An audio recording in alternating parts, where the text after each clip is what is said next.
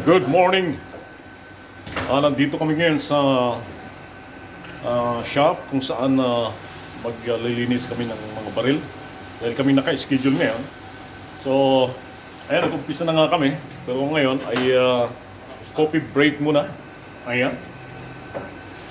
Itong hinuhugasan ko ay shotgun. Ay, kape yan. Yan ang kape ko. Ngayon, itong dalawa rito ay napaka-busy para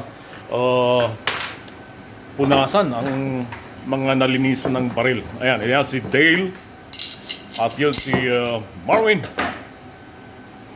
Itong mga baril na dito ngayon, halo-halo na yan. Dahil pag naghugas, halo-halo, basta wag lang magkahalo-halo ang mga parts, ano? So, kumpleto yan. May Glock, may Sig Sauer, may seasoned, at Beretta, Springe, at revolver. Ayan. Hindi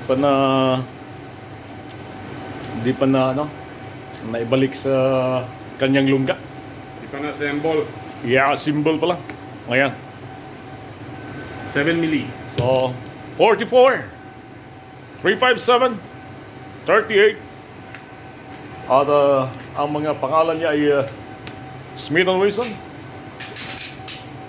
Mayroong Taurus. Yun lang naman, dalawa lang. At ito naman ang mga nahugasan ng mga rifle. Ito ang M4. Ayan.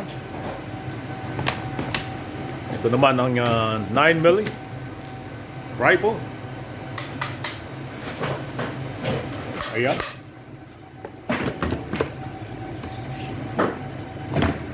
EUG. Ayan, EUG 9mm yan. At ito naman ang Sporter. 223 ang bala niya. Ayan. Ito naman ang mga bolt action. Tapos na namin nalinisin yan. Kaya ito na lang ang natitira ngayon habang nagkakape kami. Kaya, halika kayo. Kape muna tayo.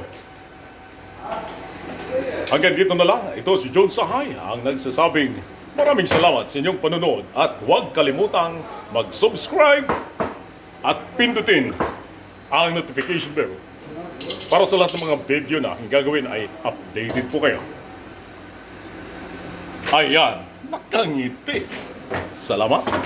Sana inyong nagustuhan.